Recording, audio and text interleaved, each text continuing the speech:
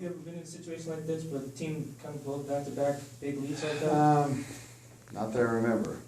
No, not that I have. Not 2 weeks in a row.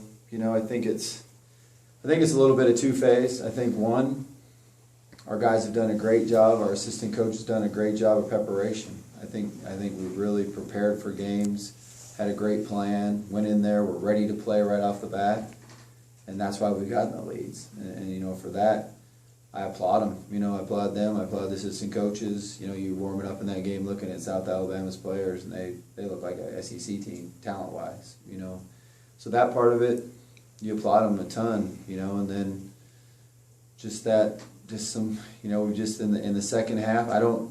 Is it a little bit of lack of depth? You know, do we get worn out a little bit? Is it just still not being able to make the play when it is a very crucial situation? That's what we got to just keep working on to address. You said that game would be a test of your leadership and toughness. How did you guys grade out in that? I thought our leadership and toughness was great. You know, I thought the leadership, because what you're worried about in the leadership part is getting ready to play. You know, are they going to come out and play right off the bat and be ready to play? And I thought our leaders did a great job of getting everybody ready to play.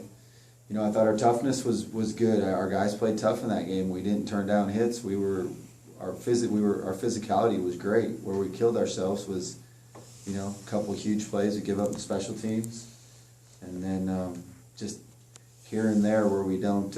Third quarter, a couple third downs that we didn't convert on offense, and then the fourth quarter when we cut it to 7 twice, and we don't stop them and give us a chance to go tie it and go into overtime. So, but as far as just the guys that played on the field, to be honest with you, I think they were warriors. You know, they played a ton of snaps. We don't really have many subs. I thought they battled their hearts out. Is what you've seen these past 2 weeks fixable going forward? Yeah, I think we just keep working on it, you know, keep improving. But I think what we've also seen in the last 2 weeks tells you how much farther we've came along in the program. You know, and the amount of points that we've scored in the last 2 weeks, you know, the yards that we've rolled up is a great. You know, you got a whole bunch of guys coming back on offense, and so I think that's a great light at the end of the tunnel of where we can get to, I guess is the best way to put it. Did you do something different with Deion Watson to really get him matchups where he can make big plays? You know, we just try to move him around. Sometimes, you pick a certain corner that you're going to go after, and sometimes some people have been rolling certain coverages at Deion to try to stop some of the things we were doing to him earlier, so then we try to do a few different things to get him the ball in this game. But Deion did a great job getting himself ready to play, had a couple of really good releases, and just did a nice job, had a good game. Another kind of gutsy performance from Matt.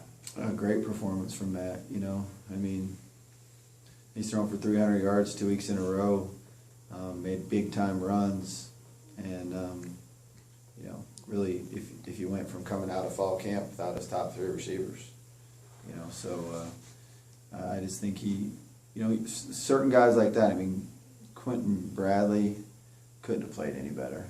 I mean, you talk about playing your heart out. He led us in tackles, and a lot of those tackles were down the field, unbelievable effort and hustle. And, you know, there's a handful of guys like that, to be honest with you, it breaks your heart. They played good enough to win. Now we just got to get, you know, right now we're playing with about, 29 guys. Got to get all 29 guys to do that the whole time. You mentioned Matt Adams, top 3 receivers. Can you talk about the value of Trent and Deion? Huge. You know, Trent and Deion have been so big. I think their leadership, their toughness, their belief in themselves and in each other, and even just their confidence on the sideline and the confidence that they bring to the field, and they believe they're going to go make the play, especially in crucial situations. So, you know, Trent and Deion have been just really, really big here lately. You think without Dez, maybe it's allowed Matt to build a better rapport with guys like Trent and Deion and even Colin Hightower the past 2 weeks? Yeah, I think he had a good rapport with Trent and Deion already, but I definitely agree with Hightower. I definitely think it's helped him a lot. And in the last 2 weeks, he's had 10 catches and 9 catches, and had a couple big. I mean, his dive and catch on third down is what got the momentum back, switched and going in the third quarter. But it's definitely helped there. And you know, Jonte didn't show up in the game, but he made plays during the week in practice, and he did the week before, and Ruben even making that big catch down the sideline. I think it's helped everybody. Elijah, 35 carries. Does that kind of just speak to his toughness, just week after week, 30 Can't get much tougher plus? than that. 3 weeks in a row carrying the ball over 30 times, and he, that's another one of those guys you really felt bad for in the locker room afterwards. But he's been playing his heart out, and it was a shame he's only fumbled once the whole year, and that guy made a good play, put his helmet right on the ball, and that's happened earlier all year, and Elisha's held on to it. So that was, I think he was really beating himself up over that, but he played his heart out and played very well.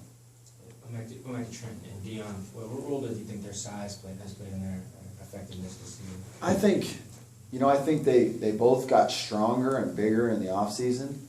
I think it's helped them getting off of little jams and guys getting their hands on them.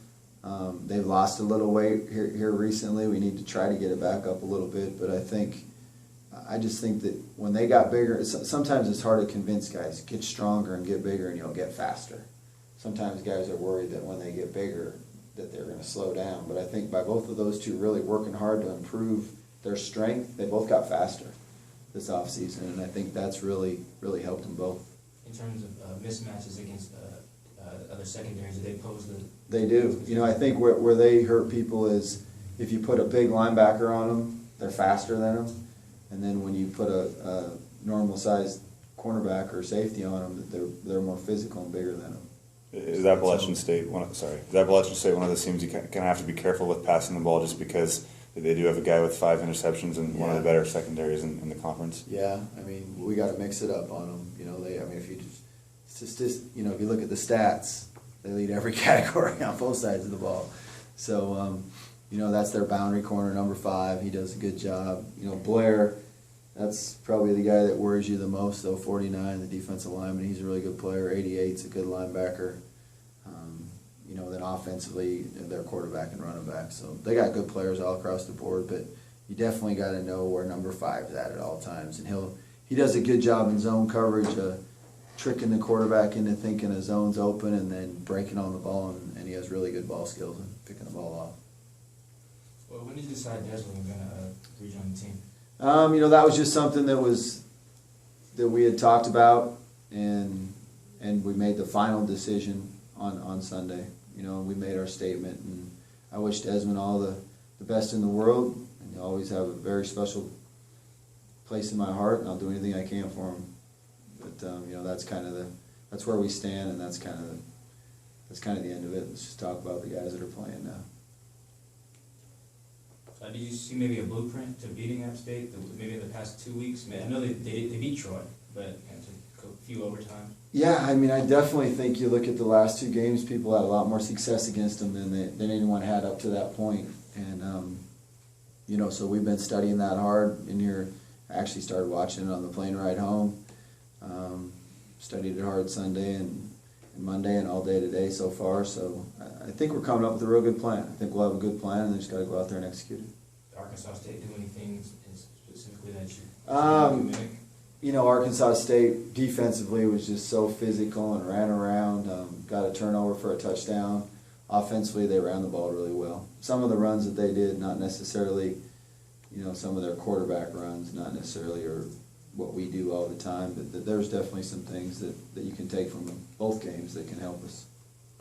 With 2 tough losses in a row like that, did you just emphasize to your team to just put that behind you and focus on this week so it doesn't carry over? Yeah, you got to do that every week. No matter what, no matter if you win or lose, you got to move on to the next week. This week's been a lot like I said at homecoming. Our seniors have 2 games left in that dome, and those guys have done a great job for us and really worked hard. So we got to go out there and try to do everything we can to get them a win. Both of their last 2 home games. Appalachian State's a team that you've kind of compared your team to. You've said that last year they really started to pile up some momentum. Have you really studied them the last 2 years to see kind of what they've done to build such a successful program in a short span of time? I have. I studied them a lot in the off season, and defensively very very similar schemes. To be honest with you, they just do things right. And they got good players that know how to play hard. Obviously, they do a great job of coaching. And, they're a team that I like to watch play, and they're a team you like to study. They run the ball really well. They got a coach's son at quarterback that knows how to take care of the ball, makes big plays, really throws the ball well deep.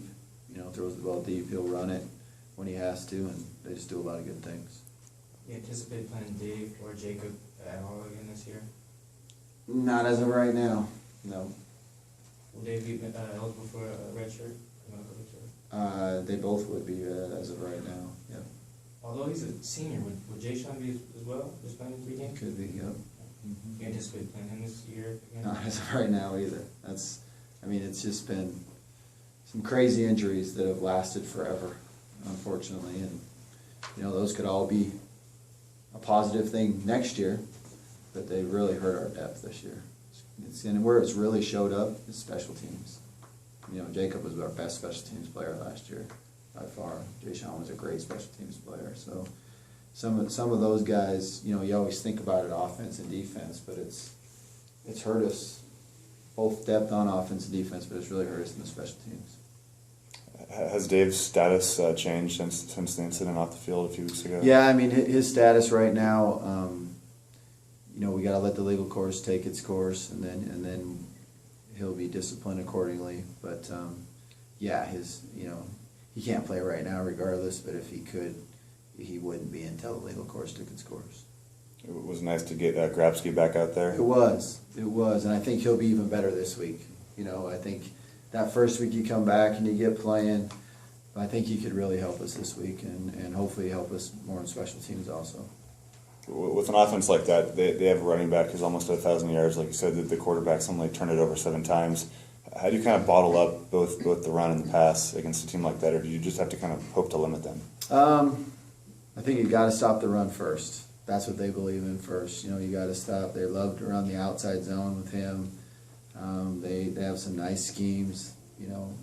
I think I said it in here earlier in the year. When you're watching their offensive line, they're one of the better offensive lines in the conference, if not the best offensive line in the conference. So you have to stop the run first, and then you just got to know they're going to take shots. They're going to throw the ball down the field.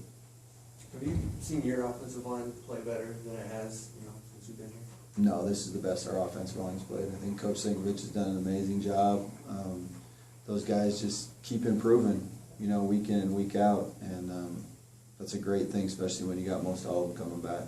How important was the move Rose to tackle, to that equation? I think it helped. I think it helped a lot. The thing about him and Mason is they're a little interchangeable, and there's times in games where we even flip them back and forth. There's times where Rose plays guard, Mason plays tackle, and then they flip-flop. So I just think it helps a lot, and it just helps. They all love football, and they work hard and practice every day, and they just keep improving. Have you been able to kind of free up Coach Sinkovich's other offensive duties so he can focus more on the offensive line this year? When you're a position coach and a coordinator, your first thing always is being that position coach anyway. But good thing is we got a lot of experience on the staff. But no, he still does all his duties. Anything else? Good. Thanks, guys. All right, Appreciate thanks. you. Thank you, Coach.